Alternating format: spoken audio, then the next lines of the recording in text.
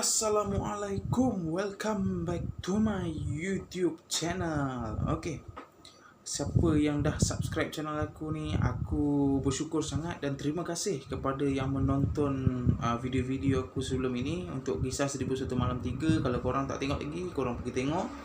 Dan mana yang baru jumpa channel ni, aku harap korang subscribe dan like, tekan bell notification supaya korang tidak terlepas video-video yang akan datang. Mana dah subscribe tu, korang mesti tahu kan. Sebelum kita lanjut ke cerita yang pertama, aku nak disclaimer awal-awal dulu. Siapa ada penyakit-penyakit kronik ke, penyakit-penyakit yang boleh membahayakan diri anda, aku harap korang jangan tonton video ini. Kalau korang nak tonton, korang dengar je lah. Sebab dalam video ini berbagai elemen-elemen seram yang boleh memeranjatkan diri korang. Aku tak nak apa-apa berlaku di luar jangkaan aku, dan aku tak nak bertanggungjawab apa yang berlaku di luar kawalan aku. Kalau tidak ada apa-apa lagi sebarang soalan, jom kita ke cerita yang pertama. Okey, untuk cerita yang pertama ni, aku bagi tajuk cerita dah. Dia yang bagi tajuk cerita, bukan aku. Untuk cerita yang pertama ni, kisah tajuk dan kata kisah tajuk dia adalah, asal kita boleh belit ni kan. Tajuk dia adalah menyerupai adik. Nak tahu apa menyerupai adik ni? Jom kita dengar. Kata kisah menyerupai adik ni, yang hantar mesej ni nama dia Sasha ya. Nama dia Sasha. Dia ni salah satu pelajar daripada kolej di Shah Alam. Dekat section berapa lah aku tak ingat macam tu, tapi dia kata dia pelajar lah kat situ. Dia kata, bang, Assalamualaikum bang, saya ni Sasha, ni nama panggilan saya lah. Dia kata benda ni terjadi pada saya pada satu malam tu. Dia dekat rumah, dia kata dia belajar 2 ulang balik rumah kan. Pada malam tu dia dengan adik dia dalam bilik. Dia orang satu bilik, satu katil. Mak ayah dia dah tidur malam tu. Lepas tu sekali adik si Sasha ni pun pergi tanyalah pada si Sasha ni, kakak nak minum apa-apa tak? Dia nak buat ke ni? Lepas tu si Sasha ni pun main phone. Dia macam, boleh juga, buatlah kakak air coklat ke apa ke. Kak pun haus juga ni. Lepas tu adik Sasha ni pun kata, okey kak, itu je tak ada apa lagi. Tak ada apa lagi dah. Okey, thank you. Lepas tu Sasha ni tengah main telefon tu semua. Almost dalam 15 minit macam tu. Dia macam 15 minit lah macam tu. Dia main phone. Lepas tu sekali dia terdengar bunyi, orang kata orang buka pintu kan. Buka pintu. Lepas tu dia pun macam tengok lah. Dik, tak buat air ke? Kata nak buat air untuk kakak. Tak. Tapi Sasha kata waktu tu reaction adik dia tunduk. Rambut perempuan ke belakang kan. Dia tak ke depan. Tertunduk.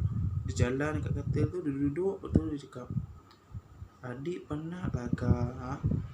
Besok je lah adik buatkan air. Boleh tak kak? Lepas tu Sasha ni pun tengok adik dia.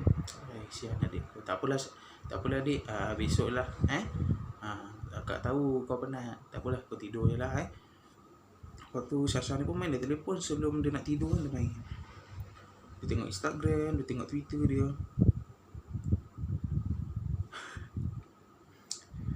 Tengok. Lepas tu dia dengar bunyi. Dia terdengar orang ketuk pintu bilik dia. Pelan-pelan je. Tong. Lepas tu pun tengok perasaan aku juga. Dia tengok main phone. Lepas tu dia dengar bunyi ketuk pintu tu banyak kali. Dari bunyi tu slow, tiba-tiba ambil kau berubah jadi kuat. Tung.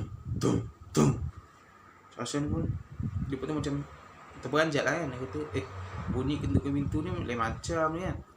Macam dia relax dulu, dia main telefon. Lepas tu dia tengok bunyi tu dah senyap. Dia terdengar bunyi satu tapak kaki yang macam dia entak-entak. Dang.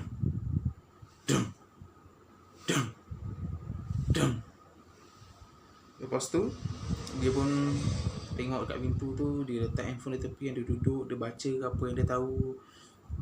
Dia macam dia diam, dia sebenarnya dia dah takut, tapi dia tak nak tunjukkan dia punya ketakutan tu. Dia diam je lah. Dia diam. Tapi dia terdengar bunyi tapak kaki yang hentakkan tapak kaki tu seolah-olah berhenti betul-betul depan pintu bilik dia. Dia pun beranikan diri. Dia ni perempuan. Dia macam nak katakan dia ni macam perempuan pun tak. Dia macam lelaki pun ya. Dia ganas, dia kasar. Tak adalah ganas binatang ni, kasar lah bagi dia. Dia pun pergi. Dia pun baca bismillah.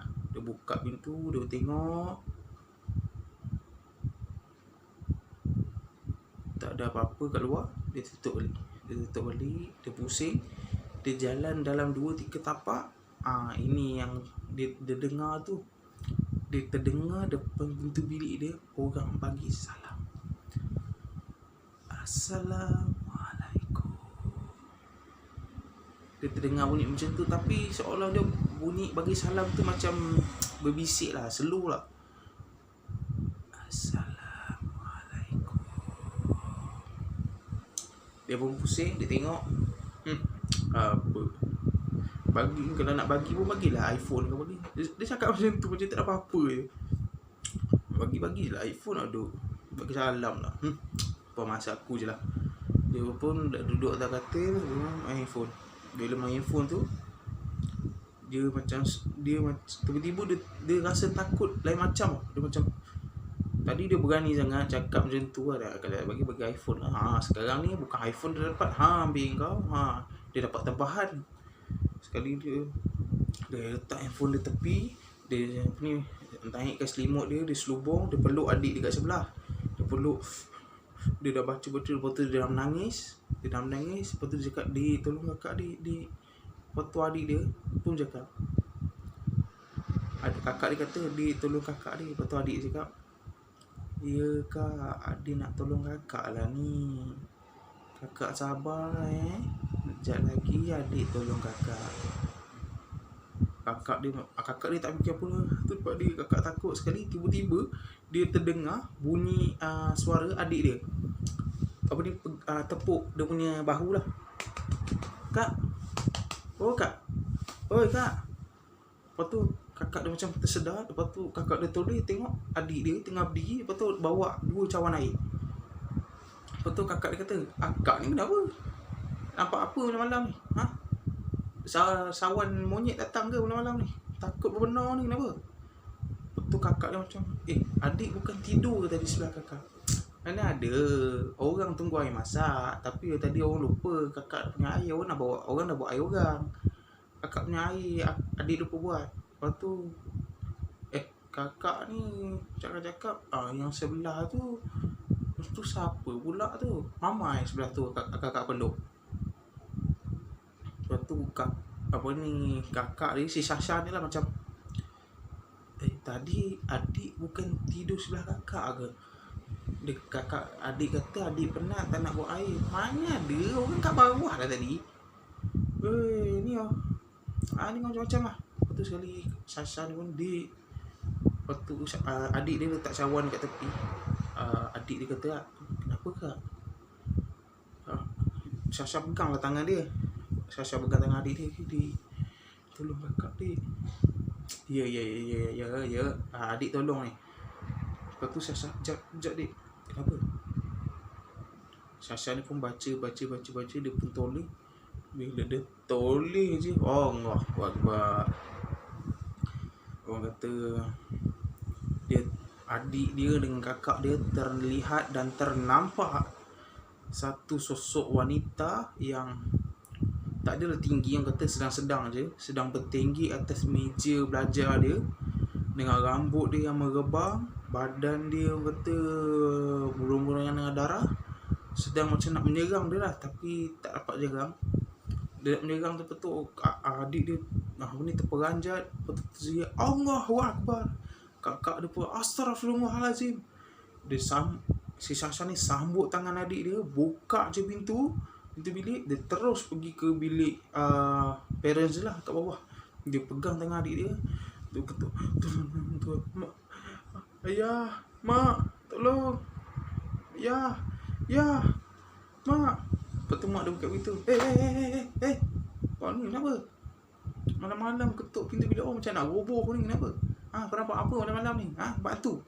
Kenapa? Sawan monyet ke? Sawan kera kau datang? Lepas tu mak dia macam bising lah kan. Tiba-tiba pula ketuk pintu tengah orang malam-malam, orang tengah sedap tidur apa. Tiba-tiba ada gangguan pula. Lepas tu si Syah kata, mak,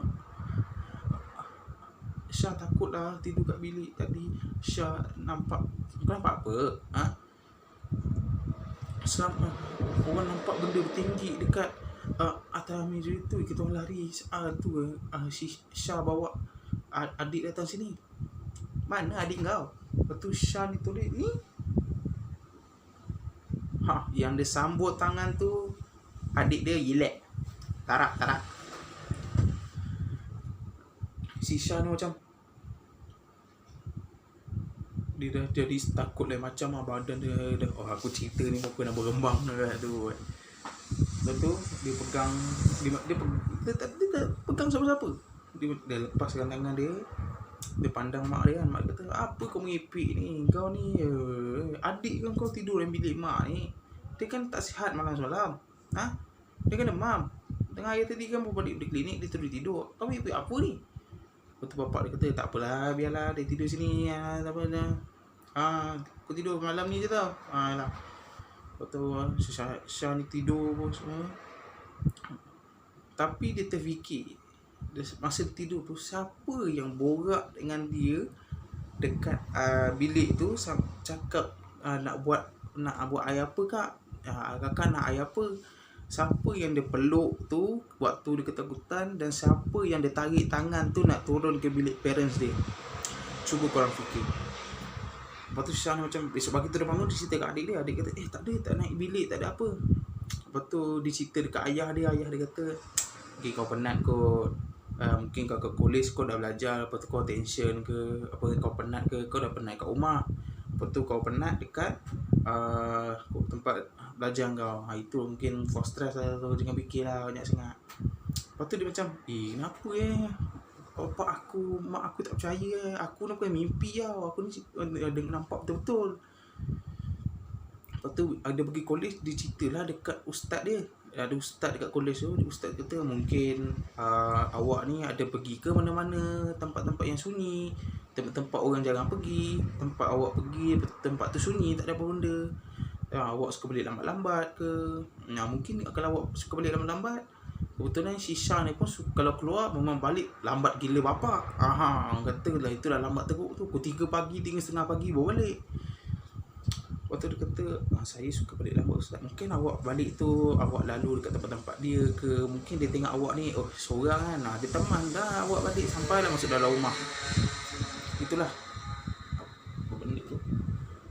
Itulah orang kata kalau kita suka balik lambat-lambat ni, ada tetamu yang tidak diundang. Okey, itulah untuk kisah yang pertama, Iazat. Dalam kisah yang pertama ni, sure lah banyak yang kata pengajaran yang boleh kita ambil kan. Mana yang mendengar ni suka balik lambat-lambat kan. Korang bukan bawa tetamu, tapi tetamu yang tidak diundang. Kata kita ni nak balik lambat boleh, tapi orang kata kita dalam kereta tu mestilah ada bacaan surah Yasin ke, surah Yunus ke, kita baca. Ataupun kalau kita malas nak baca, kita buka dekat dia. Alah, sekejap pun jadi. Janji kita pasang.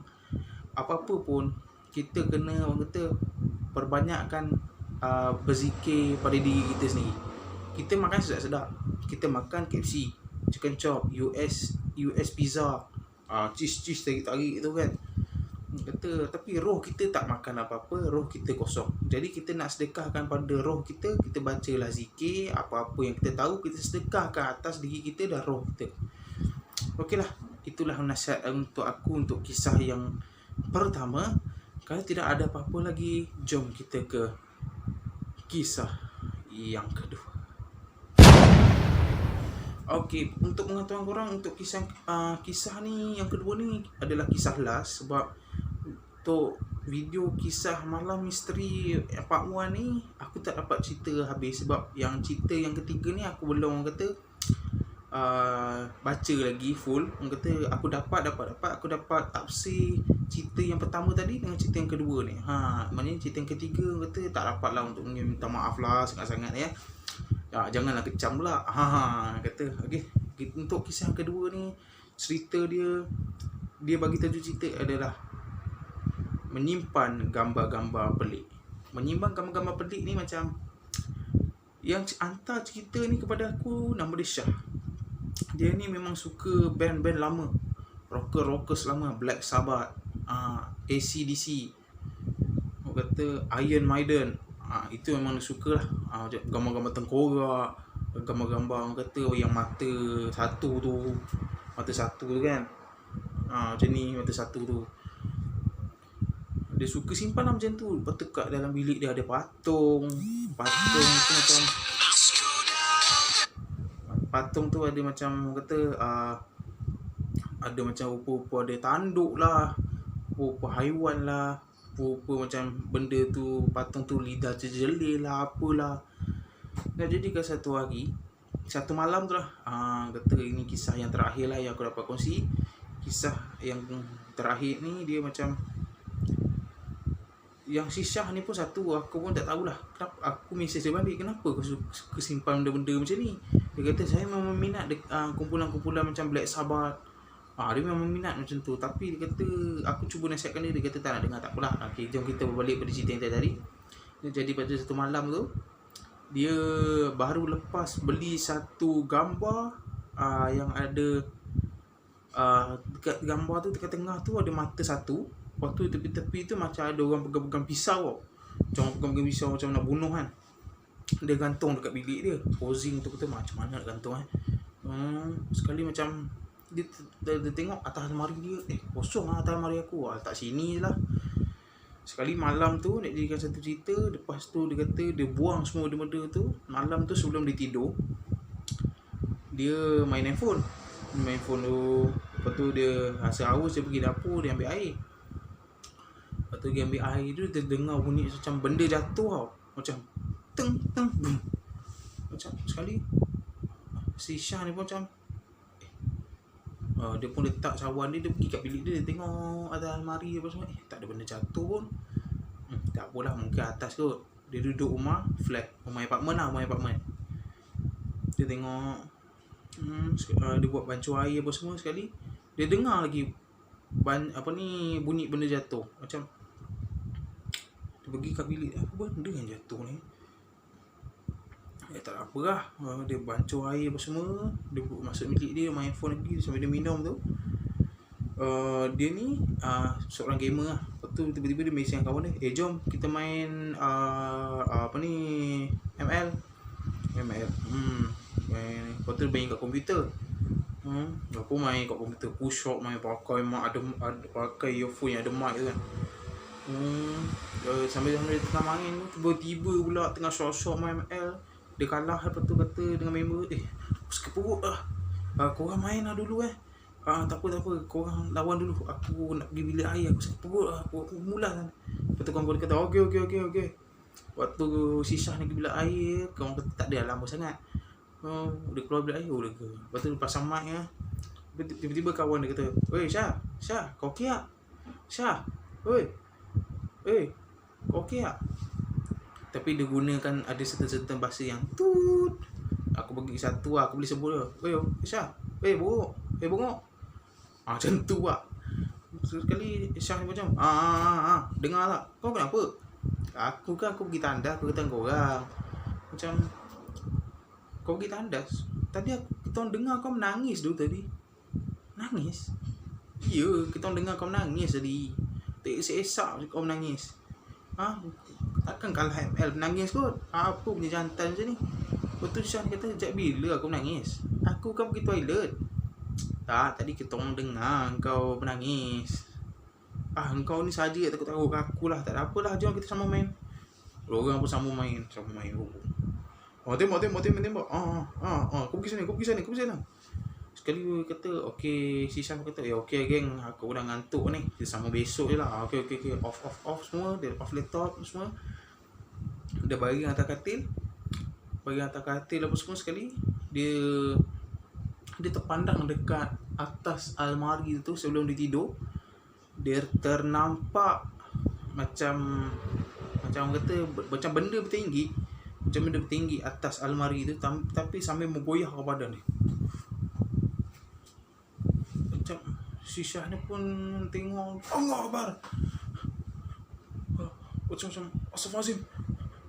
Dia pun orang pergi keluar, dia tak tutup pintu bilik, dia keluar pintu bilik dia. Dia duduk, dia buka pintu depan, dia duduk kat depan, dia macam Astaghfirullahalazim, Allah Akbar, Astaghfirullahalazim. Tiba-tiba dia kata dekat dia ternampak, dia masuk sikit ruang tamu tu, ternampak dalam bilik dia ada seorang sosok wanita perempuan pakai baju semua serba hitam, sedang bertinggi dekat atas almari tu sambil goncangkan badan dia, sambil tengok si Syah ni dekat ruang tamu. Syah ni pun takut. Dia pun kunci, dia ada kunci, dia kunci pintu dia, kunci pagar dia, pergi rumah jiran depan rumah dia tu baik, kawan dia juga. Lepas tu dia ketuk, Assalamualaikum. Tapi kawan dia belum tidur lagi, parents dia tidur lah. Bila kawan dia tidur, kata dia buka, salam, Syah, kau kenapa? Bila aku tempang tidur rumah kau tak malam ni, aku takut lah. Masuk lah. Lepas tu sekali dia dah tidur semua. Besok tu dia terus, orang kata dia tak nak lagi lah, dia tobat lah. Dia buang semua gambar-gambar yang dia beli, sampai dia tempah sampai 200-300 dia buang. Kata aku dah tobat, aku tak nak lagi simpan benda-benda macam ni. Dia sekarang dia dah cat bilik dia apa semua. Dia dah kata, saya dah tobat bang, saya dah tak nak simpan dah bergambar-gambar macam ni. Sebab gambar-gambar ataupun patung-patung mana saya simpan yang terjelir lidah, saya takut benda ni datang serang saya lagi. Dia jelmakan diri kita, saya tak kuat semangat, saya ni takut orang ni bang. Lepas tu itulah untuk kisah yang kedua. Dia macam tu je lah kisah dia yang dia bagi. Aku sampaikan macam tu je lah, apa yang dia sampaikan aku sampai je. Untuk kisah yang kedua ni, pelbagai yang kita boleh dapat pengajaran daripada cerita yang kedua ni. Siapa yang suka patung-patung ke, macam kita sendiri dalam kita punya agama pun sendiri, kita nak simpan anak patung pun tak boleh juga. Sebab anak patung ni menyerupai kita. Kita ada muka, kita ada tangan, kita ada kaki, kita ada badan, kita ada rambut. Sebab benda-benda halus ni suka duduk dekat kepala patung tu. Kadang-kadang bila kita tengok patung tu bergerak. Kita dah terperanjat, kita dah macam tersentak, kita dah lari. Lepas tu kita ni suka simpan, kita suka kumpul menggondong-menggondong. Ada yang simpan patung rambut manusia. Kita tak tahu rambut tu yang dia ambil tu rambut orang dah mati ke, rambut orang hidup ke. Kalau orang tu hidup mesti dah mati kan. Kita tak tahu, kita main ambil je apa orang bagi. Ni patung ambil lah, ni patung ambil lah. Kita tak tahu. Mungkin orang tu dah dekat patung tu kena letak benda-benda ke, HR ke, kita tak boleh sebut nama benda penuh dia. Nanti dia datang, kita sebut dia, kita panggil dia human resort. Sebenarnya HR tu korang semua mesti tahu kan. Dia letak dekat patung tu, mungkin dia cakap dengan benda tu, orang ambil patung ni, maknanya itulah tuan baru kau. Dia letak benda tu dalam patung. Kalau dia orang yang lain ambil patung tu, maknanya dalam benda tu dia lah tuan baru. Kita tak tahu, kita main ambil.